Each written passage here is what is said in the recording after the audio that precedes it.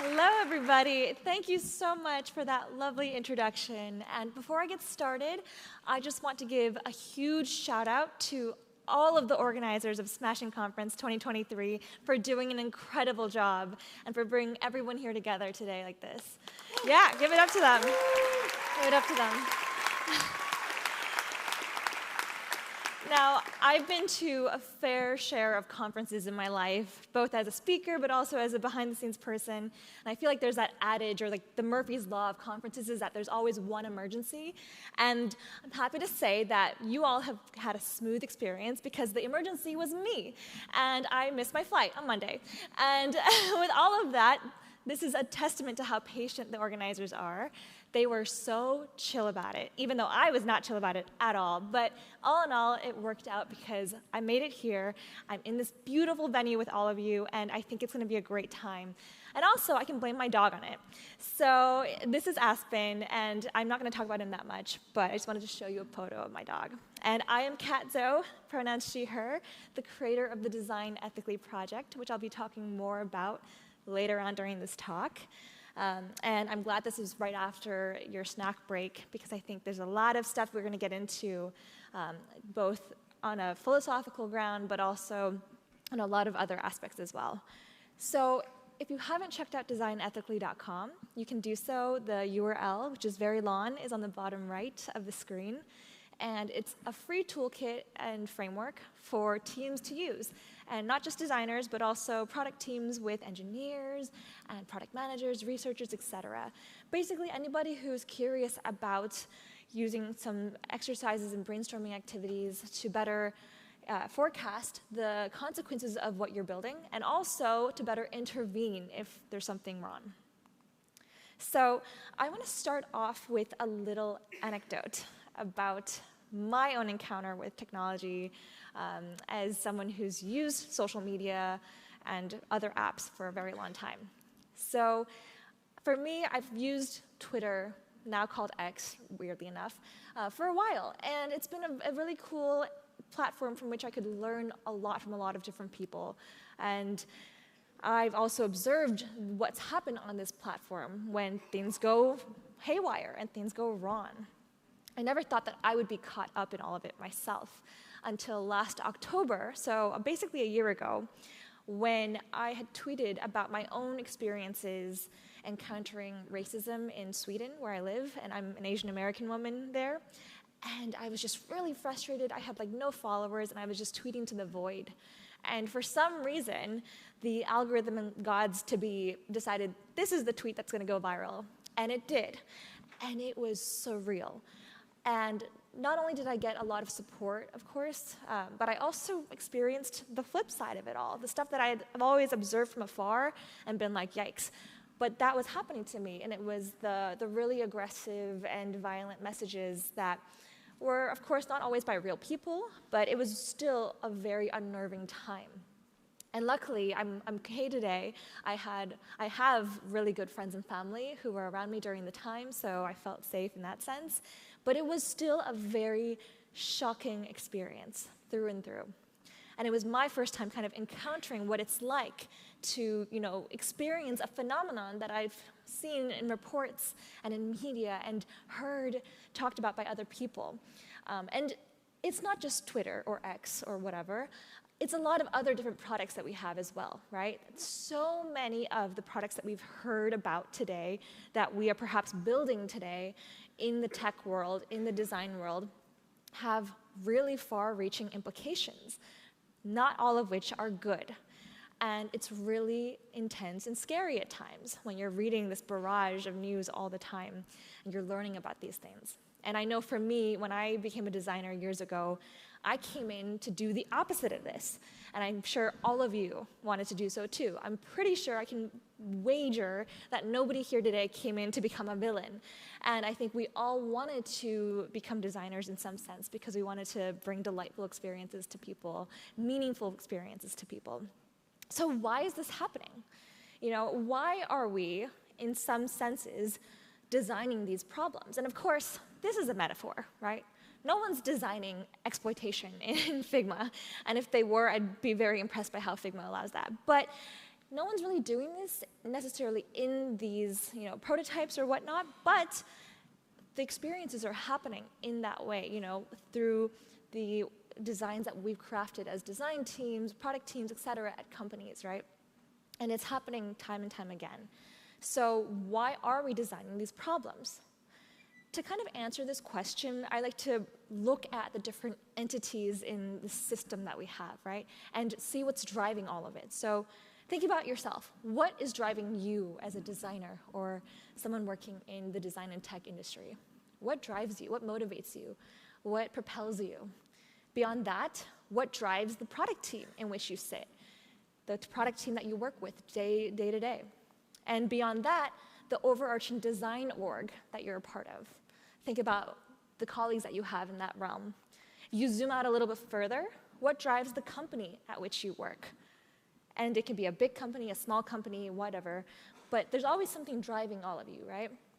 And if you zoom out even more, what drives the locale in which you're based? Whether that's Silicon Valley or Scandinavia or continental Europe or Asia, wherever, what drives the locale in which you're situated? And if you zoom out even more, the tech industry, and then finally, from 10,000 feet up in the air, what drives the racial capitalist system in which we all live? And this term is just a $5 word for basically the systems of intersection between our extraction and exploitative systems and also our constructs of race in society. And it was coined by apartheid activists in South Africa. And the thing that kind of drives all of these aspects, at least in this system, is this really overplayed, overheard, sexy word in our industry. And we have job titles named after it. We have teams named after it. We have whole divisions of companies named after it. And that word is growth. Growth hacker, growth VP, growth designer. They all exist, right? And it's kind of a buzzy term at this moment. And it has been for the past few years. The question that I have for you all to think about is growth at what cost? What are we willing to do to achieve said growth? Who are we willing to hurt or help? And what is resulting from all of these decisions that we are making? The fact of the matter is that in order to survive in today's tech industry, companies have to ruthlessly prioritize growth. And you can see that in the ways that we have design practices meant for growth, geared around growth. You can also see that in the way that companies will lobby against regulation that might curb their growth, right? And this is happening on so many different levels and strata, and it's a very, very important thing to many companies in this realm. And so when I've done this kind of keynote or workshop in a variety of different contexts, whether it's with academics or with policymakers or with other folks in the design industry, I always hear a really common and salient viewpoint, which is that, okay, well, you're just this one wee little person in the great abyss who happens to be at this conference today. And not to get you too existential, but you might just think, well, what can I actually do? Who can I actually impact beyond the most immediate friends and family that I have around me, and also my colleagues? Who else? The reality is that if you are working at a company and you're designing a product or an experience that's touching dozens, hundreds, thousands, millions of people, you have quite a lot of impact, and you actually have quite a lot of privilege, too. You have the privilege of making a design or tech salary relatively to other people. You have the privilege of being able to work remotely for the most part during an ongoing pandemic. And most importantly, you have the privilege of being able to design other people's realities and shape them. We're probably all here designing some kind of experience that is narrowing someone's decision-making architecture. That's a lot of privilege in that sense. And when you multiply that privilege with the amount of technological diffusion, just by virtue of you're designing for different devices and different locales, that leads to amplified power. So what are you going to do with that power? And I think it's really remiss to talk about ethics in any industry or any context without addressing power. So I grabbed this nifty little definition of power from the Levin Group, and it basically says that power is the capacity to exercise control over other people. And in some ways, as designers, we are doing just that. We are defining the choices that people have in certain contexts, whether that's in their social media feed, or in their music browsing feed, or in how they choose a ride to go across town, or how they order food, etc. There is an element of control there. And through power, if you have power, you can also exercise a lot of exploitation or oppression on the bad side of things, right? And that can happen through a variety of different prisms of identity, such as gender, race, etc. And you've probably seen it happening in your own lives, because it's just so commonly baked in our societies. So that leads me to oppressive design. When design is leveraged for not so great things, and design has not so great impacts on a widely disparate group of people, and it is something that we've seen through the dawn of time, honestly. And I'm going to do a little flashback to designs that existed long before digital design. So, for example, you might have seen this. This is the Panopticon. It was designed by the English philosopher Jeremy Bentham, who wanted to design the most efficient prison system ever. So basically, he sounded like he was really fun at parties. And he created this prison where you just had one guard in the middle and you could watch everybody. And this was back when, at the time in England, they wanted prisons to lock up poor people. And there was a lot of discourse around that, and it was not great, obviously. So this is one example of an oppressive design. Another one is this, and I don't know if you've seen this. I know they're really common in the States where I'm from.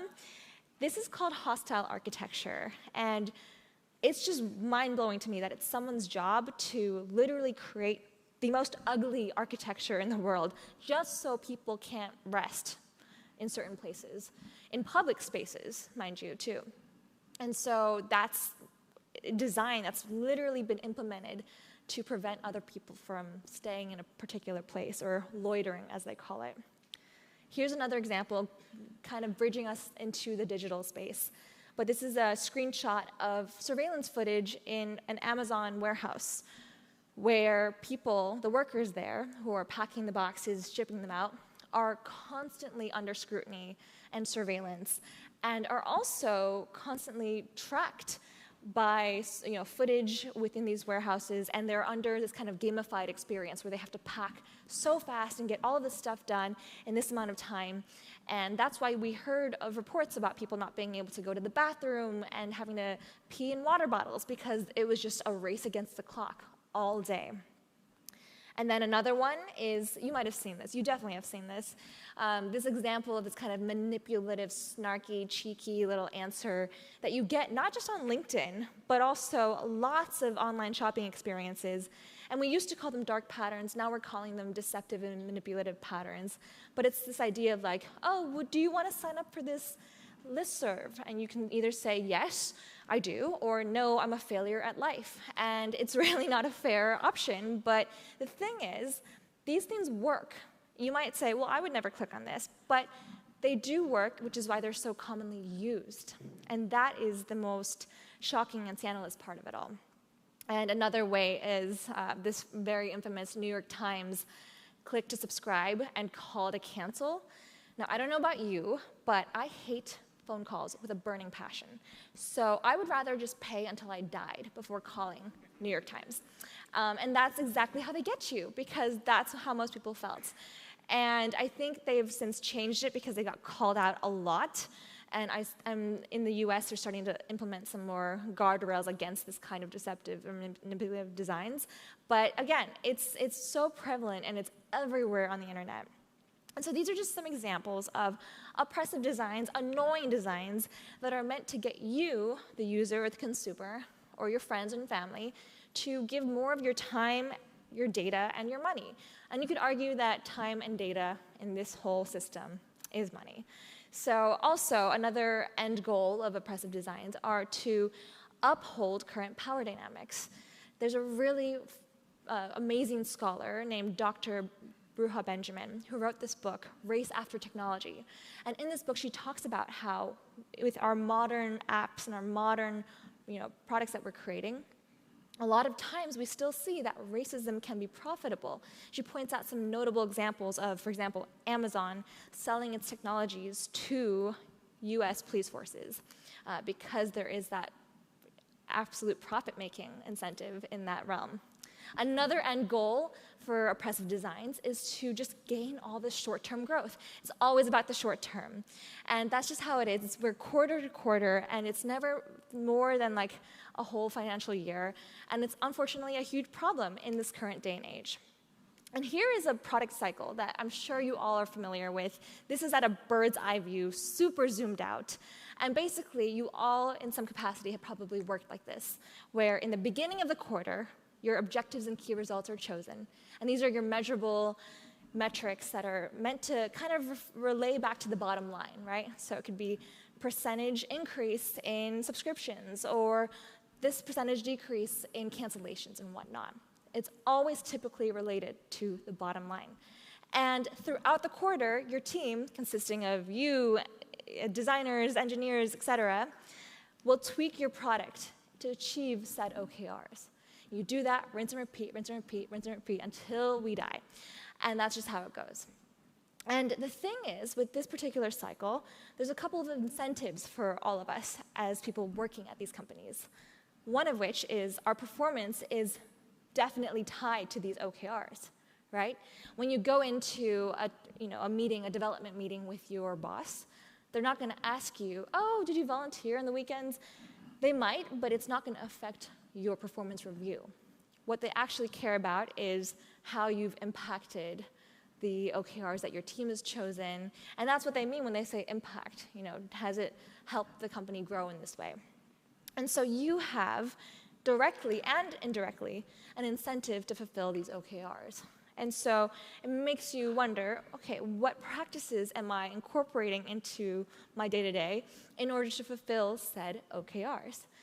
And we use a lot of these metrics, right? And we have to remember that oftentimes when we talk about things like engagement and retention, we think of them as proxies for delight. Oh, the users are looking at this app for 20 hours a day or whatever. They must love it. And we have to remind ourselves that these are proxies. They're not actual representatives. And when I say proxies, they are merely a facade, right? And I always like to think of a product that has really great retention and really great engagement, and that could be cigarettes, which hypothetically could be delightful, but honestly are probably just addictive, right? And there's research that backs that up. And so that has led us to creating practices within design that are also addictive and meant to get people hooked on to the product. So with that, I want to just share this one quote by Bell Hooks, who's one of my favorite authors, who says that being oppressed means the absence of choices. And when she says choices, she doesn't mean, I'm not referring to letting the users pick the color of the icon on their phone. That's not necessary. But choices is something that I think refers to the most important stuff for all of our users, like their autonomy, like their money, like their time, like their privacy, and their safety, right? We're talking about the big things that actually matter at the end. And so when it comes back to the design process itself, how might we redesign it to better reflect what we actually care about and to better intervene when things might go wrong? Before I get into that, I want to just share this one, basically, unexplicit, but pretty obvious job statement I think we can all kind of agree with, which is that designers should define and design ethical experiences and ensure that they pose no significant harm. And I want to unpack that a bit because I think ethical is a very loaded word.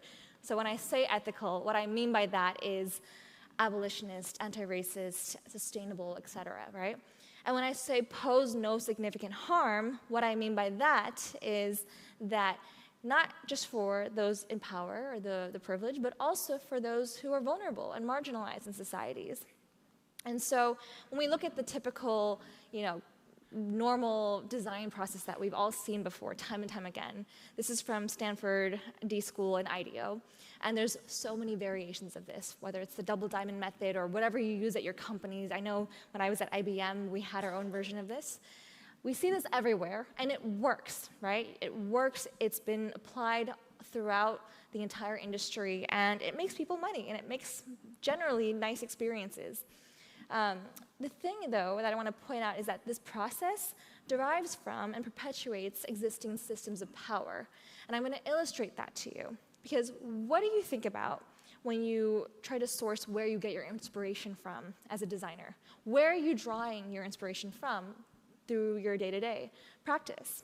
You could be getting it from your user research insights, from the interviews that you have with potential users or existing users. You could be getting it from what was taught to you in boot camp or in college, university, etc. You could be getting it from other patterns that you've observed in other similar apps. So maybe you're working at something like Uber and you've observed something like Lyft or Bolt, etc. You could also be getting it from other industries that have previously existed. So perhaps you're designing for an educational app and you want to draw from practices that you've seen at the casino.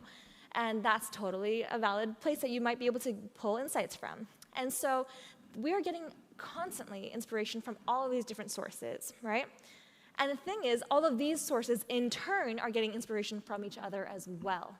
And so the kind of knowledge and the insights that we're all drawing from are also coming from each other, right? So the users that you're interviewing, they're also reflecting on, oh yeah, what did I see in this app or that app? Or, oh, what did I learn in school, etc.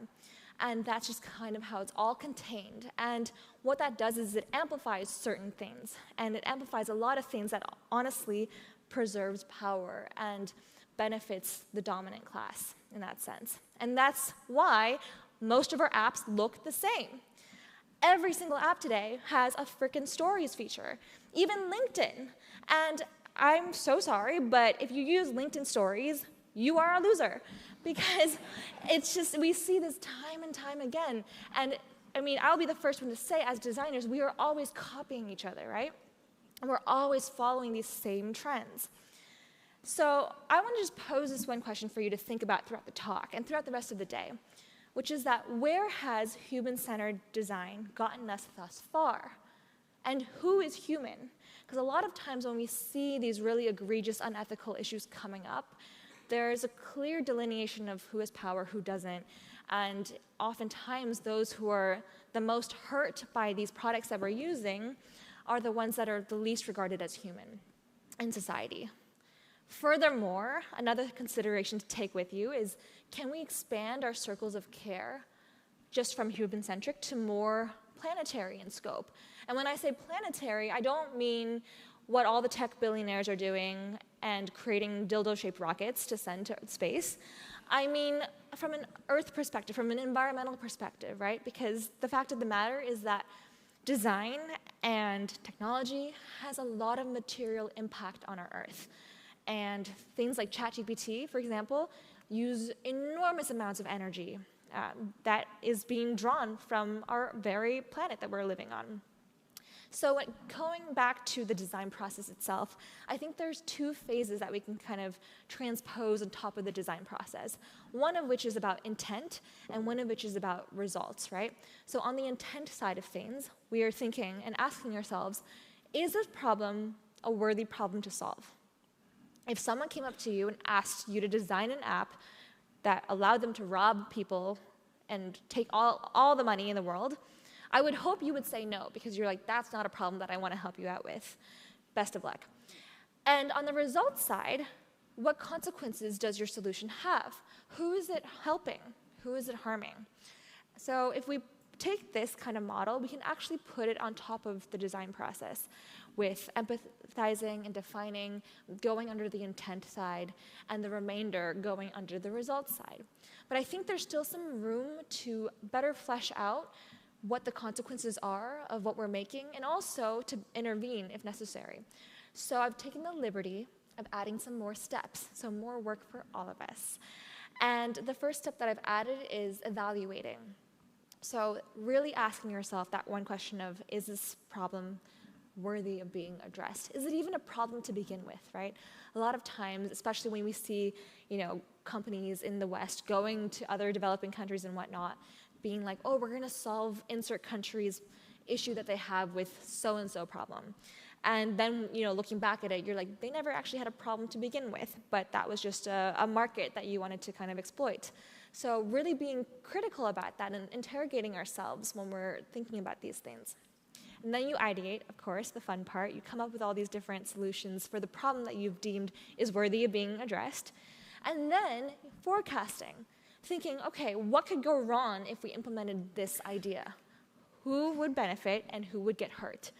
And what violations could occur, and how do we prevent that from happening?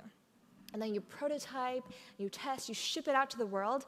And before you move on to the next thing and forget about what you just put out there, monitoring. So making sure to ask yourself, are there any new ethical issues coming up, and what are they? And I think this is something that is really, really tricky for us to do because, again, we're in this very quick-paced, quarter-by-quarter system where we're always on to the next new fun project, right? But I think a lot of times if we go back to things, we can kind of stop ourselves and really think about what could go wrong and fix things if necessary. So again, you can go to the website and check out the different toolkit of activities that you can use with your team. It's fun brainstorming activities, and also you can use it on your own as well. But I want to talk a bit about forecasting before I move on, because I think it's my favorite part of this whole process. And it's one of those things where it sounds really tricky. It is, but in some ways, when you're forecasting, it's actually about quantity over quality. You're not trying to predict the future, but you're trying to put this wide net out there, cast a wide net of what could go wrong, and then tackling the most egregious things to prevent them from happening. And a lot of times people will ask, well, if I forecasted the most disastrous thing for this app for dog walking, does that mean I just should not build it? Not necessarily. Sometimes some apps should not exist. Like whether it's like a nuclear bomb app, don't make it. But some apps also could be okay to exist, but you just have to ensure that you are designing around those forecasted consequences. And that is your responsibility. So the reason why I think about forecasting quite a bit is because for a long time I was reading in the news all of these different headlines and articles around unforeseen consequences, unintended consequences, and it honestly got me kind of mad. I don't know about you, but unintended, maybe. Unforeseen felt like a cop-out. It felt like they didn't do their homework, and it was really annoying because it's our lives that are getting affected by it. And so for me, when I like to look at products and kind of really critically pull them apart, the way that I think about them is by their layers of effect, right? So every product has their primary layer of effect. That's what's intended, and it's what's known by the company or by the team that's releasing it.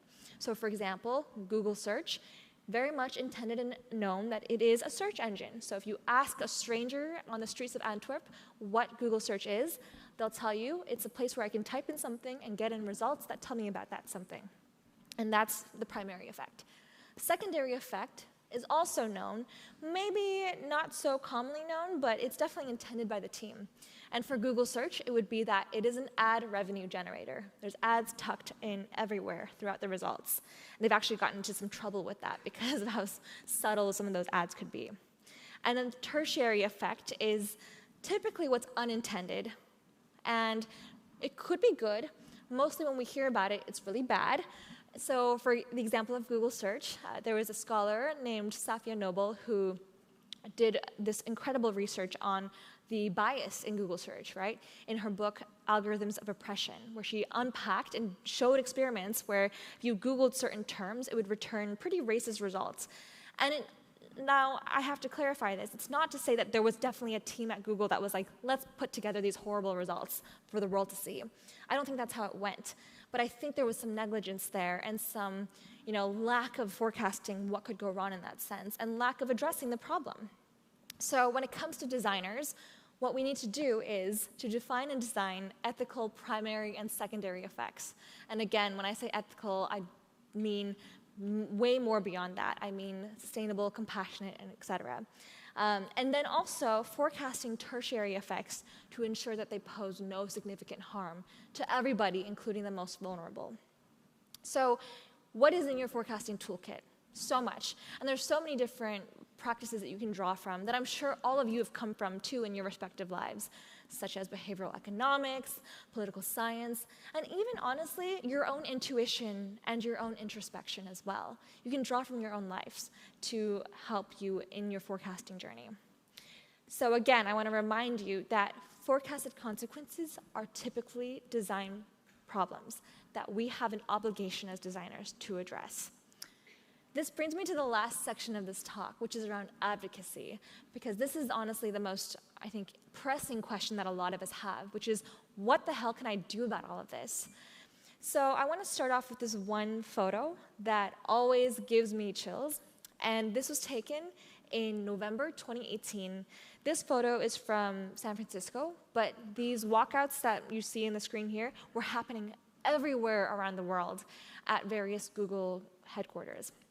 And this basically came about because there were some creepy weirdos at Google who were sexually harassing people, and they actually the victims did come out and say who they were, but these weirdos didn't get that much of a punishment. They got a slap on their wrist. They did get let go, but with severance packages that are honestly more than what most of us make here in this room, which was ludicrous. And so understandably, people were really upset, and they walked out, and they spoke up, and they demanded for better treatment. And this is something that I want to just underscore again and again and again, because it does show that we have unprecedented power today. Ironically, because of a lot of the technologies that we have better ways of organizing, spreading awareness, gaining solidarity, et cetera. And we have to use that to our own advantage. And so one thing that I want you to leave with is the idea that tech and design solutionism is not always the answer. And I know in our industry, it's a really common thing to hear, like the tech bro attitude to solving the world's biggest problems, right? And you'll hear someone being like, yeah, I invented an app to solve homelessness. But unfortunately, that's not how the world works. And I think there's a layer of humility that we all have to have when we're approaching all of these problems that we're trying to help and solve. So as an industry, what can we do? First of all, we can equip designers with more than just design skills. We can't design in a vacuum, in a bubble. We have to design knowing what's happening around us and knowing what's happening on the other side of the world too, especially if we're releasing our product on the other side of the world. Another thing is to overhaul the metrics that we use to gauge our performance. Can we imagine measuring ourselves by anything else besides growth? Is that possible? I challenge us to do that. Also, creating a new pipeline for an inclusive workforce. That is something that is so important, especially as we're designing in an increasingly globalized world. Another thing for companies is to encourage cultures of transparency, right? Let people speak up. And I think there's such bravery in people who are speaking up for the better of their own company. And also, in turn, granting amnesty to those workers who have spoken up. Now, in the US, we've been seeing a lot more worker organizing, and a lot of that has faced retaliation, which is really unfortunate. And I think, honestly, it's such a shame because people that do speak up honestly want the best for their corporation or organization. And finally, enough with the ethics washing. We see time and time again companies saying one thing but doing like 20 other things that are against that one thing that they said. And that is something that we have to actively call out. Finally, as individuals, we can learn and unlearn. There's so much to learn about the world that's not what we're familiar with, but also because we're people that grew up in societies that impose certain ways of viewing the world, we can unlearn a lot of things as well. And it's just part of the everyday journey of being a human being in this complicated world. Another thing we can do is to define our own values. What matters to you? Where do you draw the line? Because that will give you the strength to be able to, if it ever comes up, to be able to say no in your own job or in your own life. And I hope that you have that courage to draw that line when the time comes. So with that, I just want to share this one parting quote from one of my favorite activists, Grace Lee Boggs, who says that in order to transform the world, we have to transform ourselves. And I think that is just the attitude that I encourage you all to part with. And thank you again for your time and for this amazing experience.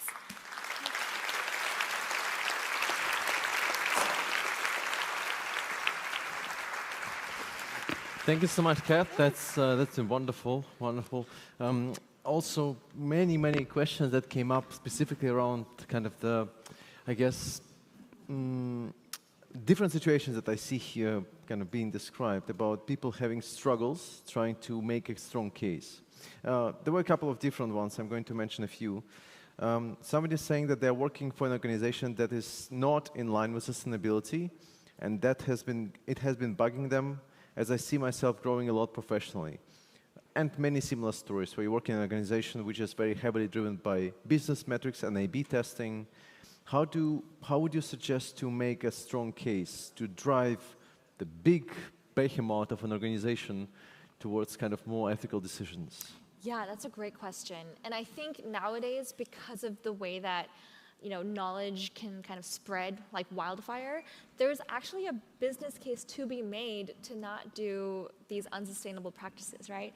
And there's been a couple of PR crises that have proliferated in the industry when it comes to certain companies that actually, because they did something very unethically, it kind of bit them in the ass later. So that's always something that you can kind of surface up as a point to really focus on doing it right the first time around. And also another thing that you can do is find other people in your organization that think the same way as you do. And I'm sure you're not the only one who's been like, yeah, I don't like this practice. I feel a little bit icky about this. I'm sure there are other teammates around you who also feel the same way. Talk to them.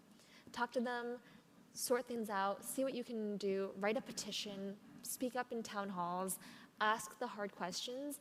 And when you're finding other people, there's strength in numbers as well, so it's less scary. But yeah, I think I'm glad that you're even thinking about this to begin with, and that's like honestly the first step. Mm-hmm. I think it's been interesting because I think a couple of years ago I heard this a talk by Mike Monteiro. I think it's also mentioned and quoted here in the Google Doc, where he was saying that basically when we're thinking about doctors, you cannot become a doctor until you get a license to be a doctor. Because you have serious influence and impact on people's health and so on. And he was kind of really thinking about this on a more kind of abstract level about should designers have some sort of a certification to be designers, right? That, of course, would be maybe not coming across well to some of us, right? But then we do have some constraints that are coming up on a legal level. So GDPR, for example, being one of them, right? And the question that we have here from staff is, so what is the actual take on GDPR, on this kind of constraint that we put on companies and also on designers, right? Currently, under GDPR, the US is not considered as being safe when it comes to privacy and related user rights. Would you prefer the US to adopt something like GDPR, or do you feel like this is going too far? That's a great question, and I think that's something that we've seen as a really tricky regulatory problem, just because the US often is the Wild West that's just doing whatever the fuck they want. And I think if I were to be truthful, I think the US would very much benefit from more regulation that we've seen in the likes of like Europe, right? And unfortunately, in my country, we have federal regulation that's happening in some states, but not other states. So in California, you might have some privacy, but in Montana, you don't. Like, it's really wild. And I think overall, down the line, it would really be beneficial for users all over the place to have a more standardized set of just protective regulatory practices that can safeguard them wherever they are, whether that's in America or in Asia or Africa or the Middle East, et cetera. I think we have maybe some of us might have split thoughts about GDPR, because in the end it's often being seen as this enabler of all these cookie problems that we see all over the world, of course, right? Yeah. But I think in the end, it's the point, of course, is not to have cookie prompts. The point is to actually have privacy by default. So we wouldn't need cookie prompts, right? Yeah. And I think that we even had conversation, I think at some point, maybe a couple of years ago, about GDPR compliant settings about privacy being just a part of a browser. So whenever you install your browser, you set up, how much do you want to be tracked, or what is acceptable for you, like what kind of advertising is acceptable to you and so on. But we haven't even gotten close there Those yet. cookie problems, I'm so glad you brought them up, because the banners that we're all dealing with that are giving us a headache, those are actually deceptively designed. And the way that the companies have implemented them is that you have to click up and pull up the entire banner and uncheck every single thing you don't want. And that is a manipulative, deceptive design pattern that I think a lot of government agencies are trying to target next. Yeah. So maybe they'll go away. Yeah, I think to many of us it feels probably that it's very difficult to make a very strong business case saying, so there is this company, right, that is trying very kind of strongly to just make decisions, maybe ethical, maybe not, right? Sustainable, maybe not, right? Accessible, maybe not, right? But they're always very much driven by the KPIs, right? The OKRs that you mentioned. We need to drive our revenue up for subscription growth again, right? The word growth coming up. And it seems like, so you are a designer in a team of 6, let's say, right? And you feel like, okay, so I'm being given this task. This is our objective for this quarter. We need to boost revenue. And this is what some of the ideas that were proposed, and all of them just wrong. They just all, I mean, they might work, of course, again, when you're looking at the revenue, but they're just ethically wrong. And so maybe I'm kind of trying to return back, I guess, to the question which I asked maybe a couple of minutes ago. But how would you make that kind of really push against it? Because you don't want to clash with your PM, right? You don't want to be in a position where you're being seen as a difficult designer, right? Maybe, although sometimes it's necessary, I think. But how would you like to kind of strategically get there? What do you think would be a good approach? I think definitely talking to other colleagues, like I said before, and just one of the things that I like to kind of pose as a philosophical thought experiment when people ask, like, oh, how do you reconcile business priorities with ethics and whatnot? Think about like your neighborhood bakery that you love to go to and has the best croissants you've ever tasted or whatever. And you go there every day, and then you find out that they've actually been putting heroin in their croissants, which would never happen, but let's say they did, and they said it was because that's the only way they could survive and be cutthroat in the market of bakeries in your area. That would be absurd, right? You'd be patently absurd. And it's like, if your company can't do something without being wholly unethical about it, then maybe it shouldn't be a company in that regard. Maybe that shouldn't be their business avenue. So I think that's the kind of, I'm hoping that we get to a point in our industry where we're like, yeah, that's just flat out not okay. And I think we're slowly moving there. But in terms of, within your own team dynamic, again, when it comes to talking to like a PM, for example, pulling out facts in previous cases of other companies going astray and doing something that was perhaps a bit problematic, and showing that what could have gone wrong in that case. Also bringing in compliance too. And perhaps you're at a very big company and maybe it's a bit tricky to get in touch with compliance, but if you're in a smaller place too, like I'm sure there's someone nearby, talking to them as well, because I think they often, their interests are with the company not getting screwed over. So I think there's a lot of elements of how do we do this the right way. So trying to tackle it from multiple angles, and then painting it also as this is not me being difficult. This is me caring about the team and the company and the product and the longevity of the product. Yeah, absolutely. So I think we have this incredible amount of questions in here. I don't know, we will never be able to get through all of them. But again, if you have a question, you can also, of course, come to after the next final session to the membership stand and ask questions directly. But I do want to bring up a few now that we have maybe a couple of minutes. Timo is wondering, and it actually just shows me just how much the topic resonated as well. Do you feel like being ethical is not just a designer's job? Shouldn't we, basically all the different other roles in the organization, be involved in it? And if so, does it mean that they need to be sort of connected? And is it a matter of design principles at some point?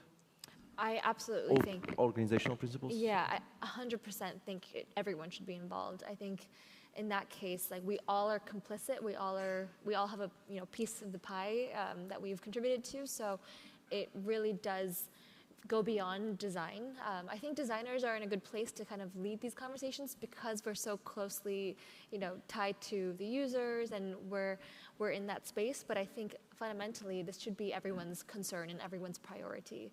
And sometimes you might encounter leadership kind of looking away, but I think that's when the entire company needs to kind of come together to challenge leadership on these tricky issues, 100%. Yeah, I think there was also a bit of a sentiment at which, basically you can drill it down into when is the right time to quit? Ooh. Always, okay. Yeah. Yeah. To quit the company, right? Yeah. I think when you have tried everything from like writing petitions and asking those questions at different town halls and speaking up and God forbid even like whistleblowing, I think when these options have been, exhausted, and if it's coming, also if your mental health is not going well, then there's a time when it is totally okay to quit. And it's one of those things where the age-old dilemma of like, oh, well, if I leave, then maybe someone else will join who doesn't care about this at all. And yeah, that is 100% a possibility, but also, of course, like at the end of the day, we are all human, and you have to preserve your own well-being as well, because if you are in a better place, then you can also champion for these causes from the outside as well in a better way. So I think this is something that it's a very personal thing for all of us. But as long as you have done like the initial step of just speaking up to begin with, I think that is something that you can carry with you in a lot of different places, even outside of the company. So yeah. Excellent, excellent. Well, there was a very short sentence, which is more like a statement, also very opinionated. So, ... No LinkedIn stories then? No. So we should not be expecting any LinkedIn stories from you for sure. I don't even know how to access LinkedIn stories, but yeah. Okay. Well, if you have any further questions, you can always, of course, find Kat again outside at the membership center right after the next session. Thank you so much for being with us, Kat. Thank you.